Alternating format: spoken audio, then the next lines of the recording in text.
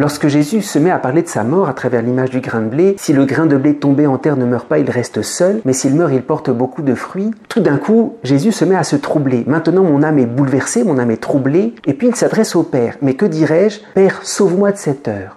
Et il ajoute, mais non, c'est pour cette heure que je suis venu, Père, glorifie ton nom. Et il y a comme une anticipation de l'agonie. Lors de l'agonie, c'est la même chose. Jésus s'adresse au Père, et puis il y a comme une espèce d'hésitation apparente, et dit non, non pas ma volonté, mais la tienne. Alors ici, face aux Grecs, c'est comme si Jésus anticipait son agonie. Il y a quelque chose d'important à comprendre, c'est que dès que Jésus parle de sa mort, il ne peut pas en parler de façon neutre.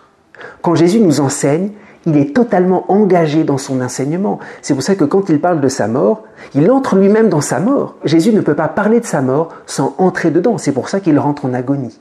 Et c'est extrêmement important pour nous, pour recevoir l'enseignement de Jésus. Quand Jésus nous enseigne, c'est qu'il s'est déjà donné à nous. Lorsque Jésus nous donne la lumière, j'allais dire, c'est pour nous ouvrir les yeux sur Jésus qui s'est déjà donné à nous, qui est entré en agonie pour nous, qui est venu nous chercher.